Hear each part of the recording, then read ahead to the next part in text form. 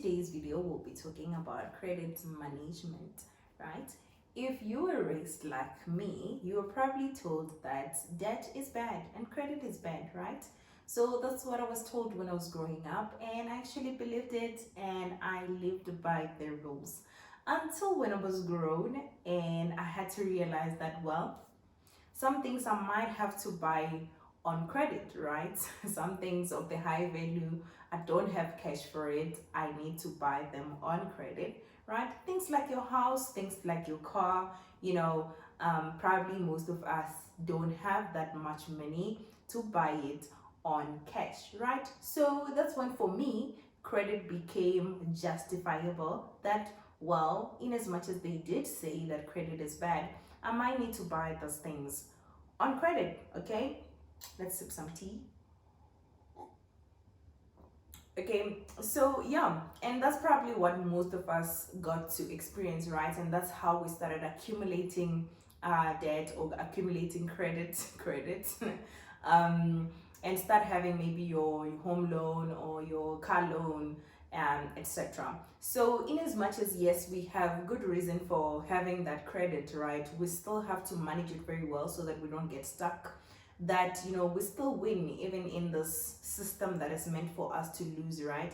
So in this video, I'll try to give you guys hints on how to win in the credit world. Okay, so there are a couple of things that you need to look into when you are about to take credit so that you are in a good position to manage it. Okay, number one, you need to look into the price more on the total cost of having a debt. For an example, if you buy a car, you will get the installment. However, owning a car will come with extra cost like fuel, like insurance, and also maybe tire busting kind of emergency fund. Okay, and for a house, it could be electricity, water, levies, etc.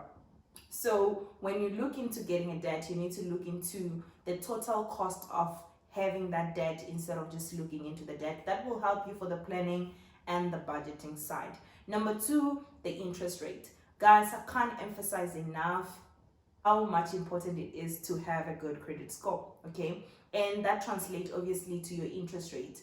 If you can buy the same thing, same house, same car, but if you're buying it at a higher interest rate, you're probably gonna pay more than the person with lower interest rate. So let's make sure that we understand the implication of high interest rate in our credit. Okay, so another thing that you need to look into is your terms and condition. Different credit obviously have different credit. Just make sure that you read your own terms and condition in the credit in which you're taking. For example, and this is one in which people kind of get in trouble for, it's the balloon payment. Sometimes people buy a car on credit without knowing that their car has a balloon payment. After paying their installment, they realize that there's 100,000 that is needed and they don't have it. They go use their credit card to pay for that so that they don't lose their car, and start borrowing other money so that they can pay their credit card. And then that's where the start of a vicious cycle of debt begin, right? Which is bad. So in this video, like I mentioned, I'm just going to give you guys tips on what we can do to make sure that we don't pay a lot of money on total repayment of credit, and also how to build a system a little bit, so that we don't get to lose a lot on credit. Credit is expensive, guys, and if we know how to manage it well, we can gain a little bit and not lose as much as it is meant for us to lose. Okay, so I'll give two scenarios, one for the car and one for the house, which is showing the implication of one, different variations of interest rate, two, different variations of repayment terms, like paying a house on a 10 years period and paying a house on a 20-year period. So I'll be using my laptop to demonstrate that. This tea is nice. So I'll start recording here.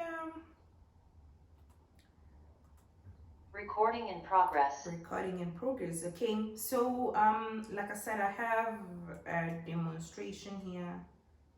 Gosh. Okay, just work. Okay. So I have what I called Borrow Smart. Like I said, it's two scenarios. One is using interest rate to show you the implication of buying at high interest rate, right? So this is person A buying a car that is costing 300,000, and also person B is buying a car that's costing 300,000. Person B is buying it at 10.5 interest rate, and person A is buying at 7%, right? So they are all both paying it on 6 months period, which is 72 months, and the installment is different because obviously the interest rate is different. So person A is getting the repayment amount of, on a monthly basis, 5,940, and person B is paying at 6,448. So there's a difference of 500 rand. Like from here we can start seeing that person B is paying 500 more on the same car on a monthly basis, of which if they are to invest that 500 rand cumulatively on a compound interest at a certain interest rate, the amount could be more in 6 years time. Okay, so cumulative price, which is total repayment amount of this loan after 6 years for person A, who is paying at 7% interest rate, is 360, and person B is 390. So there is a difference of 30,000 rand. And as you can see, I have what is called total interest paid. So as you know, when you're paying an installment of 5,000 rand, certain percentage of that 5,000 rand goes into paying for interest rate, and certain percentage goes to your loan repayment. Okay, so on interest rates, person A paid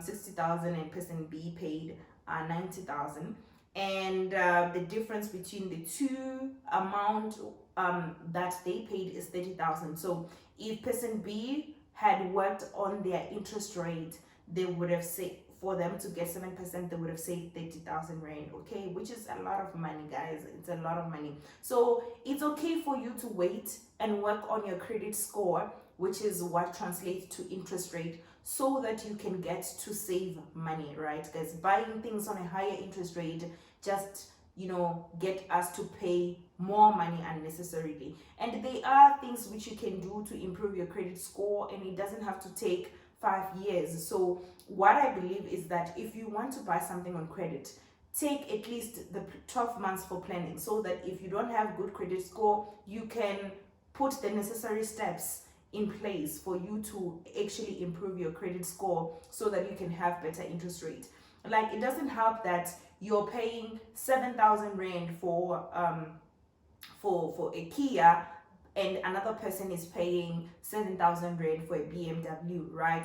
Because they probably bought it at 3% interest rate, which is really great, right? So we can work on our interest rate so that we can get great products on credit, but still paying lower installment. Okay, so this is what I wanted to show you guys, that if you're buying a car or buying whatever it is on a high interest rate, you're probably paying more unnecessarily, and some people are getting better products, you know, paying the same amount that you're paying because they have worked on their credit score. The second one is of the borrow smart tips that I have is early repayment on the house, right? And this one is like a good one. This one is the one which, you know, I live by, and there's no other way that I can do it better. I believe that for you to repay your house, you should pay it in 10 years and less, not 20 years, and you can save a lot of money.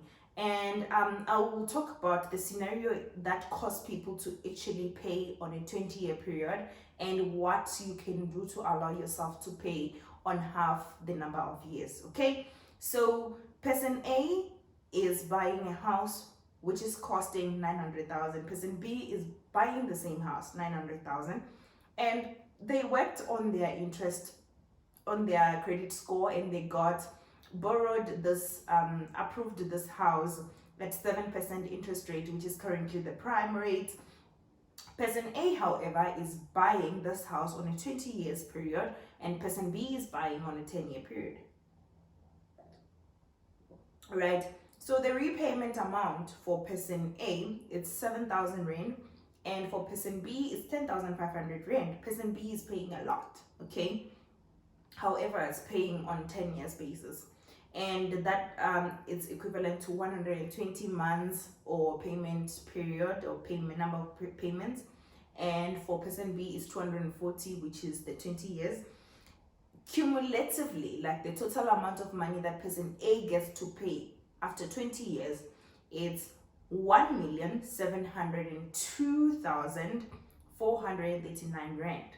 However, person B gets to pay 1,270,663 rand, right? So clearly we can see there's about what 400,000 difference between the amount of money that they pay for the same house that is costing 900,000. Person A is paying 400,000 more because they chose to pay this house in 20 years, right? So total interest that person A paid, it's 777,000, and person B only paid 350,000. So when you pay faster, you're actually reducing the amount of interest rate in which you have to pay, right? As you can see the difference between these two interest rates that these people paid, right? And also there's a service fee which is inclusive on the cumulative price. Is for person A is 16,000, and for person A it's 8,000. So every month when you're charged that installment, it comes with a service fee. So for 20 years you'll be paying service fee, but for a person who's paying on 10 years basis, they only paid for 10 years, which reduces the amount, right? So like I said, the difference between the amount in which they both pay, the difference between the two options is 431,000 rand, 776 rand. Okay, so 400,000 difference, guys. Like, this is an amount of money which you can buy another house, okay, so that you can invest somewhere else or reallocate it in other places, because we have so many needs in our lives. Okay, so let me talk about what gets us to those two options. So normally for person A, they get approved for 900,000 by the bank, and they go and look for a house that costs 900,000. So there is no flexibility, there is no other disposable income that they can use to add onto their installment. So they are bound to pay for 20 years, because they are right, the installment and budget is right onto their neck, exactly what the bank said they're approving them for, right? They go and look for a house that is equivalent for the approval. However, for person B, normally person B gets approved for 1,500,000, and then they go and look for a house that costs 900,000. That means that they have disposable income that they can use to add onto that installment, because they didn't take the approval amount and go look for a house that is equivalent to the approval amount.